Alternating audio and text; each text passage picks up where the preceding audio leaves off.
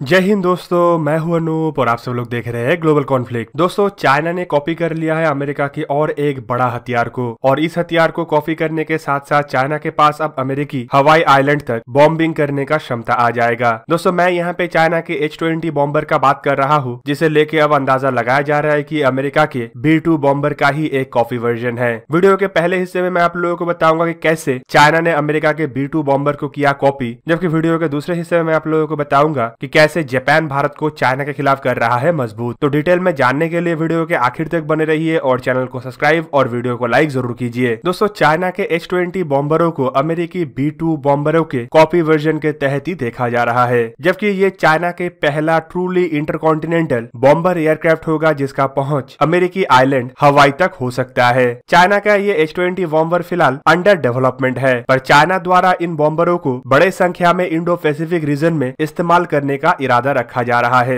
China के तरफ से ये बॉम्बर एयरक्राफ्टों को अमेरिकी बॉम्बर और अमेरिकी स्टेल्थ फाइटर एयरक्राफ्ट F-35 के काउंटर के हिसाब से डेवलप किया जा रहा है, क्योंकि ऑलरेडी अमेरिका के द्वारा अपने इंडो पैसिफिक रीजन में स्टेल्थ बॉम्बर और F-35 जैसे स्टेल्थ एयरक्राफ्टों का तैनाती किया जा चुका है। इवन अमेरिका के द्वारा इंडो पैसिफिक में अपने एलाइड कंट्रीज में F-35 का तैनाती किया जा रहा है, और चाइना से बॉर्डर शेयर करने वाले कई सारे देशों में अमेरिका F-35 को बेचने का भी इरादा रख रहा है, क्योंकि ऑलरेडी चाइना F-35 एयरक्राफ्टों से काफी ज्यादा परेशान हो चुका है। और अमेरिका के स्टेल्थ एयरक्राफ्टों को लेके चाइना पहले भी बता चुका है कि ये चाइनीज टेरिटोरियल इंटीग्रिटी के लिए बहुत बड़ा खतरा है। इवन चाइना द्वारा H-20 बॉम्बरों को बनाने के लिए अमेरिका के जिस बॉम्बर का कॉपी किया गया, मतलब B-2 बॉम्बरों को अमेरिका की तरफ से रिप्लेस करने का तैयारी भी किया जा चुका है। अमेरिका B-2 बॉम्बरों को रिप्लेस करने के लिए अपने B-21 का डेवलपमेंट कर रहा है, और माना जा रहा है कि आने वाले 2 से 3 साल के अंदर अमेरिका ये नया बॉम्बरों को भी ऑपरेशनल कर देगा, और अमेरिका के द्वारा आने वाले दशकों के अंदर करीबन ऐसा 100 बॉम्बरों को बनाने का इंटेंशन भी रखा जा रहा है।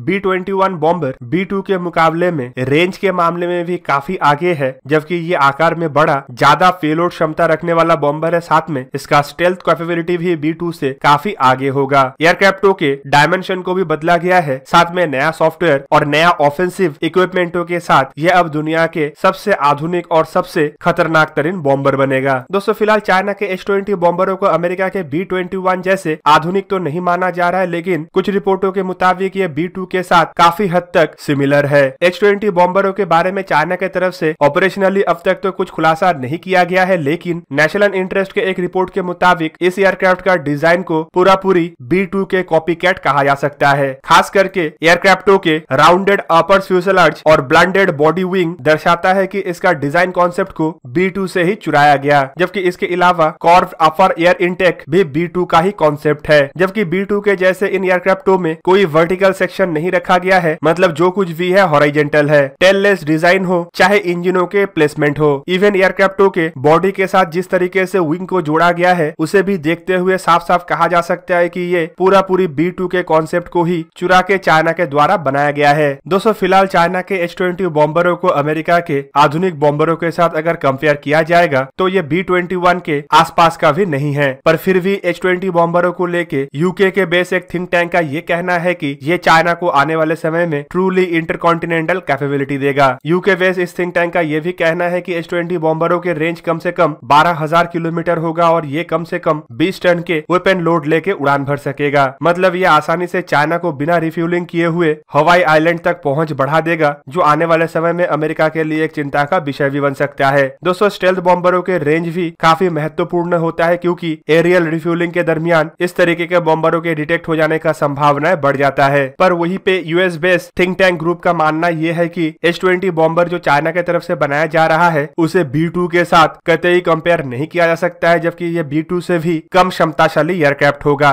यूएस बेस्ड थिंक टैंक का मानना यह है कि एयरक्राफ्टों के मैक्सिमम पेलोड क्षमता करीबन 10 टन होगा, जबकि ये 8,000 से 8,500 किलोमीटर तक ही बिना रिफ्यूलिंग का उड़ सकता है। पर वहीं पे यूएस बेस्ड थिंक टैंक का यह भी मानना है कि चाइना द्वारा H-20 बॉम्बरों में परमाणु हथियारों को लगाया जा सकता है, और साथ में air launch long range cruise missile भी लगाया जा सकता है, जो एयरक्राफ्टों के स्ट्राइक रेंज को बढ़ा देगा और साथ में अमेरिकी आइलैंडों के लिए खतरा को भी बढ़ा देगा। तो कुल मिला के चाइना द्वारा अमेरिका के और एक हथियार को एक तरीके से कॉपी करने में कई हद तक सफलताएं मिल चुका है। दोस्तों, अब चलिए जानते हैं कि कैसे जापान द्वारा भारत को चाइना के खिलाफ मजबूत किया जा रहा है। दोस्तों, चाइना के बढ़ता हुआ कम्युनिकेशन इंफ्रास्ट्रक्चर और 5G टेक्नोलॉजी को देखते हुए अब जापान की तरफ से भारत को 5G के सेक्टर में भी बड़े मदद करने का बात कहा जा रहा है और दोनों देश एक साथ मिलकर चाइना के इस तरीके का टेक्नोलॉजी को काउंटर करने के लिए आगे बढ़ेगा। जापान के इंटरनल अफेयर और कम्युनिकेशन मिनिस्टर रायोटा टाकेडा और भारत के टेलीकम्युनिकेशन मिनिस्टर रविशंकर प्रसाद के बीच में दिसंबर महीने में एक वर्चुअल समिट के दरमियान एक बड़े समझौते के ऊपर हस्ताक्षर होना है, जो कई मिलियन डॉलर के भारत और जापान के प्रोजेक्ट को आगे बढ़ाएगा। दोस्तों, न्यूज एजेंसीज के मुताबिक इस समझौते के बाद जापानीज कंपनी द्वारा भारत को 5G रिलेटेड टेक्नोलॉजी सप्लाई किया जाएगा, जबकि सबमर्सिबल फाइबर ऑप्टिक्स केबल के टेक्नोलॉजी भी जापान की तरफ से भारत को प्रोवाइड किया जाएगा। इसके अलावा जापान की तरफ से भारत को डिजिटल कम्युनिकेशन और टेक्नोलॉजी के सेक्टर में भी मदद करने का भरोसा दिया जा रहा है। दोस्तों, चाइना के साथ बढ़ता हुआ टेंशन के दरमियान जापान और भारत के बीच में इस तरीके के सिक्योरिटी और टेक्नोलॉजी रिलेटेड संबंध पहले की तुलना में और ज्यादा मजबूत हुआ है। इसी साल ही मई महीने के दरमियान जब भारत और चाइना के बीच में बॉर्डर में क्लैशेस शुरू हुआ था, तभी भारत की तरफ से चाइना के कई सारे मोबाइल एप्लीकेशनों को प्रतिबंध किया गया था और सिक्योरिटी रीजन को बताते हुए बहुत सारे अन्य मोबाइल एप्लीकेशनों को भी एक एक करके बंद किया जा रहा है। जबकि दूसरी तरफ भारत में चाइनीज कंपनियों के मदद से जो 5G नेटवर्क का कंस्ट्रक्शन किया जाना था उसे भी एक तरीके से बंद किया हुआ है और हवाई कंपनी के 5G को भारत के अंदर जो ट्रायल बेस पे स्टार्ट किया जाना था उसे भी बंद कर दिया गया। चाइना के साथ बढ़ता हुआ टेंशन और चाइना का बढ़ता हुआ टेक्नोलॉजिकल फील्ड में दबदबे को देखते हुए अब भारत एक तरीके से Chinese technology free communication field को डेवलप करने की तरफ आगे बढ़ रहा है। भारत की तरफ से पहले ही साफ कर दिया गया है कि भारत अब चाइनीज कंपनियों के मदद से ऐसे किसी भी प्रोजेक्ट में आगे नहीं बढ़ेगा जिसमें सिक्योरिटी कंसर्न हो या फिर चाइना को इतना हद तक मदद मिले कि वो भारत के ऊपर हावी हो जाए। इवन चाइना के साथ ट्रेड को लेकर भी भारत की तरफ से अब एक तरीके से कोल्ड शोल्डर दिखाया जा रहा है और बहुत सारे ऐसे चीजों को भारत द्वारा एक तरीके से इनडायरेक्टली प्रतिबंध लगा दिया गया है जो चाइना से बेमतलब का भारत में इंपोर्ट होता था।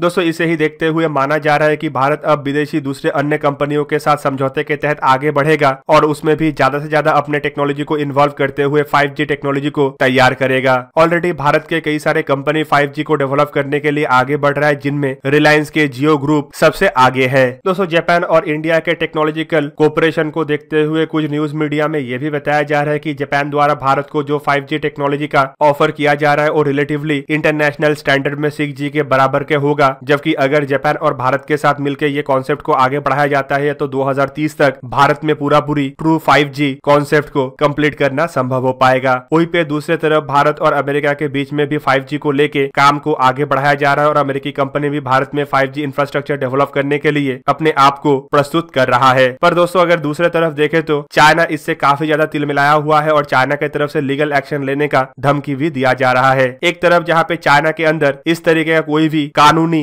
हक ही नहीं है कि किसी भी दूसरे देश के कंपनी चाइना के अंदर अपने बिजनेस राइट को सेव करने के लिए कोई भी कानूनी प्रक्रिया को अपना पाए, पर दूसरी तरफ चाइना अन्य देशों के लीगल राइट्स को अपने लिए इस्तेमाल करते हुए अपना लीगल राइट्स को दूसरे देशों के अंदर प्रोटेक्ट करने के लिए ऐसे कानूनी कार्रवाई करने का आए दिन धमकी देता रहता है। पर दोस्तों, माना यह जा रहा है कि इस बार गवर्नमेंट की तरफ से जिस तरीके का स्टेप लिया जा रहा है इससे चाइना को किसी भी तरीके का कोई भी फायदा नहीं मिलेगा और भारत अपने स्वदेशी टेक्नोलॉजी के मदद से और अपने करीबी देशों के मदद से अपना खुद का 5G इंफ्रास्ट्रक्चर को डेवलप करने में भी सफल होगा और चाइना को कड़ी टक्कर भी देगा। तो दोस्तों, ये था आज का वीडियो। अगर आपको वीडियो अच्छा लगा तो उसे लाइक कीजिए और मेरे चैनल को सब्सक्राइब कीजिए और साथ में बना हुआ बेल आइकन को भी प्रेस कर दीजिए ताकि आप मेरा वीडियो देख पाए सबसे पहले। जय हिंद।